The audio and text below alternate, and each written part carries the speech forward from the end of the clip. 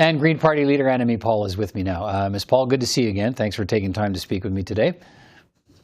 Thanks so much for having me. Let me first get your impressions of the debate format. A lot of people are talking about that today. And where do you think Canadians were well served by last night's one and only English debate of the campaign? Well, I'm just not a fan of the format. I don't know how much the commission had to do with it or if it was a decision of the consortiums, but we had given feedback after the 2019 debate that we needed something, I think, just a little calmer, a little less frenetic, and I think it was just maybe a bit hard for people to focus in on any particular issue the way that it was designed. And more importantly, there should be more debates. There was just no possibility of covering all of the ground that we needed to give people a real understanding of our policies in 2 hours. There should be at least a few debates. Okay, you've talked a lot about the need for Parliament to be a more cooperative body. You talked about it again last night in the debate. And let me look at some of the, I don't know if you've seen them or not, some of the key clips being played today. You accused Justin Trudeau of not being a feminist and suggested the Bloc leader needs some education on systemic racism. He called that an insult. So how do you think those two exchanges encourage the notion of building cooperation? Well, I think, being cooperative and collaborative doesn't mean that there shouldn't be accountability. And, that was the first topic of the evening, leadership and accountability. I always want to reach out a hand in understanding. At the same time, it's important to call some things for what they are. In the case of Mr. Blanchette, I will say I don't know what was said afterward, but I understand he was upset. Mm-hmm. I really was extending a hand in understanding. I think that there are many people that misunderstand what systemic discrimination is, what systemic racism is. I know our Supreme Court has acknowledged it. The United Nations has acknowledged that we have that in Canada as well. And so I think it's really just a matter of having a conversation, and that is an open invitation. The Bloc leader says he took your comments as an insult. And did you have a chance to talk to him, or did he approach you after the debate? Has there been any conversation between the two of you?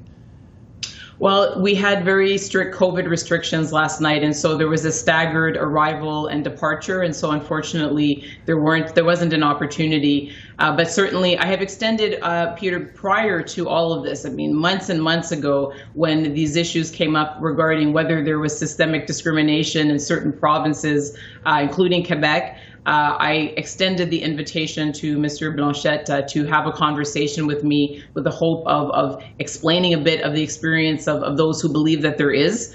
That's always an open invitation to him. And again, I was extending the invitation in goodwill and good faith, and hopefully he will see that. You and your party have been in the headlines because of the internal party challenges you've been facing. What was your objective in the debate when you finally got a chance to appear before a wider audience?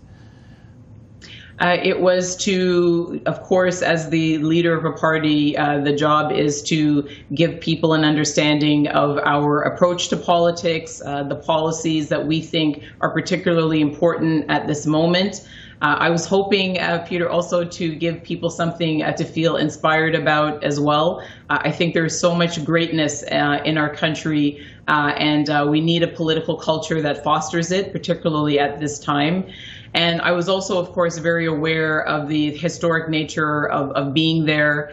As you said, it has taken a lot to arrive here. It wasn't clear that I was going to even make it to the debate stage. And so I really wanted to be a strong representative. I hope that there are young people all over the country who didn't see themselves reflected previously that are now thinking maybe one day they can be prime minister or at least be on the debate stage. You've released the party platform, which includes a national pharmacare plan, dental care, child care, free university, a guaranteed livable income, a national long-term care system funded by a federal government. What will all of these promises cost?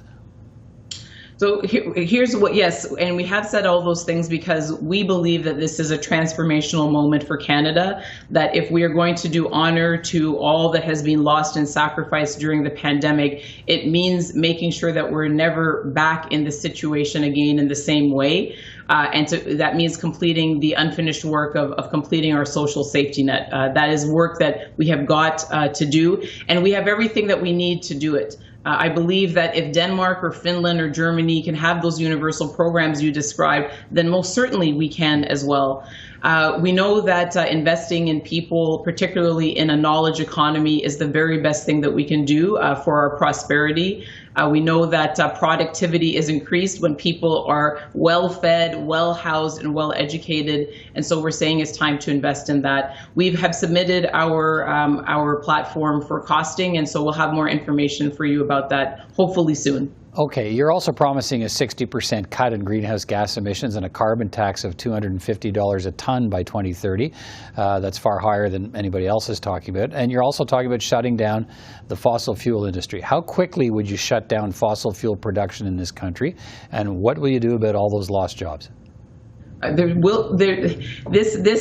is one of the misconceptions that we're really hoping, with the help of the other parties, we can dispel once and for all. We are talking about jobs. This is about jobs, jobs, jobs, and we're talking about energy sector jobs. The difference is we're talking about energy sector jobs in renewable energy as opposed to the fossil fuel sector.